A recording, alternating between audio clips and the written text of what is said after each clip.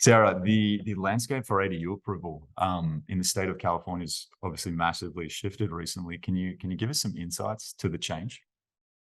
Yeah, so in the last year or two, since COVID, at least, the amount of applications and demand for ADUs has gone up 300%.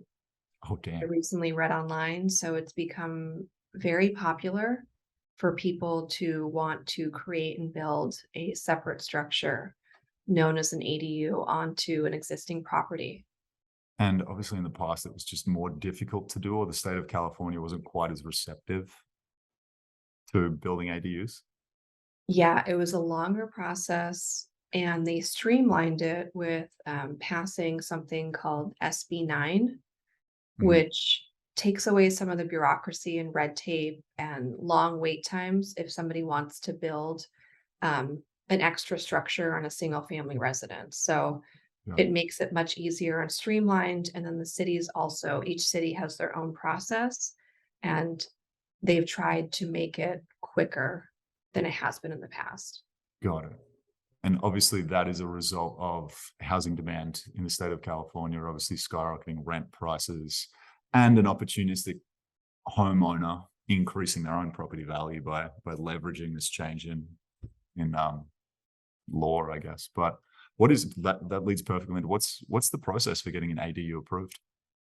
So typically, a homeowner will go online to their city and start the application for getting an ADU approved.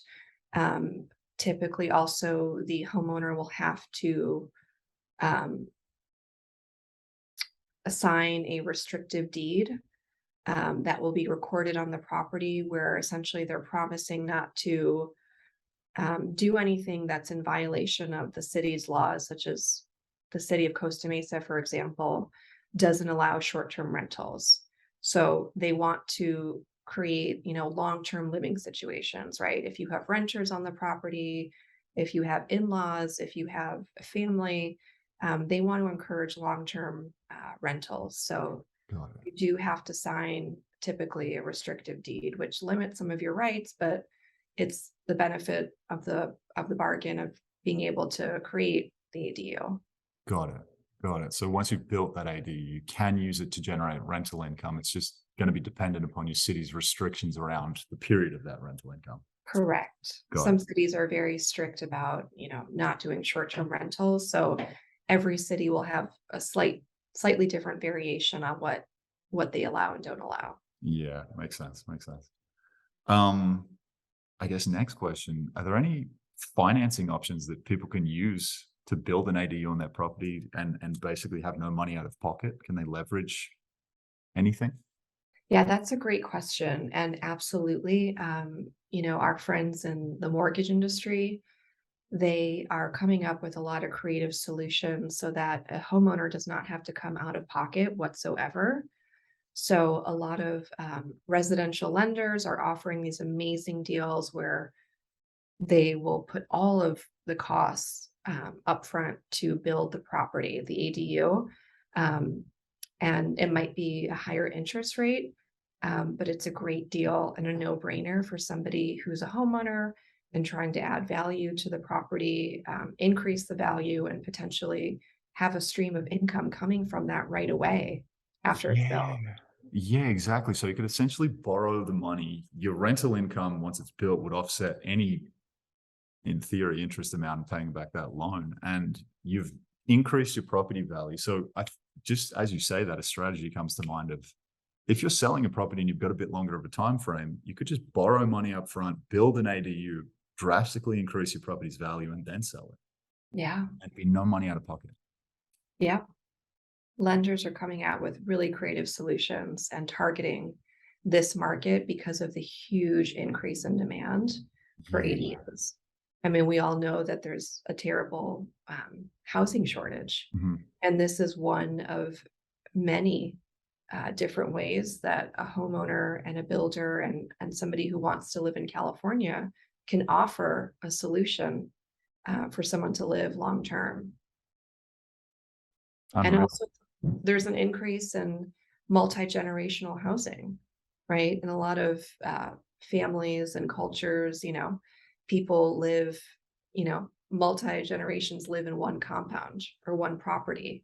So this is one way for a family to give privacy and independence to, an older family member or a kid and maybe their family, but still all be in the same space. So, there's a lot of benefits to having ADU. I mean, obviously financially, but socially and to lend help to the housing shortage. Yeah, yeah. I mean, it ticks a lot of boxes. Obviously, with any process with the government, it's always good to have legal counsel. So anybody that just watched this, feel free to contact Sarah to ask any questions you have and go from there. Thank you. Yeah. And I mean, in your business, I mean, I'm sure you're seeing clients ask you about, oh, should I build an ADU? And if they have the land, if they have the space, I mean, why not? Definitive answer is yes, Yeah, you're especially adding especially value. if it's not out of pocket, or Mhm. or at least a crazy expense out of pocket, because value, equity, ability to generate rental income, it's all positive. Yeah. What are you seeing up north and where you are with ADUs? Good question. Marin County is a bit tighter in general than a lot of other counties in the state of California. But from working with developers, obviously here in this project right now, the traditional, oh, sorry, not even traditional, the now very recurring theme is always build an ADU on anything that you're developing because it's additional square footage that is now much easier to grab and add to the development, which obviously yields a bigger return. San Francisco is still one of the most difficult places on earth to do anything fun, including ADUs. But Marin County is sort of coming around. You're starting to see a lot of new listings on the market that have been redeveloped, also having additional structures. That's incredible. Mhm. That's exciting. I mean, it's a valuable tool for so many reasons.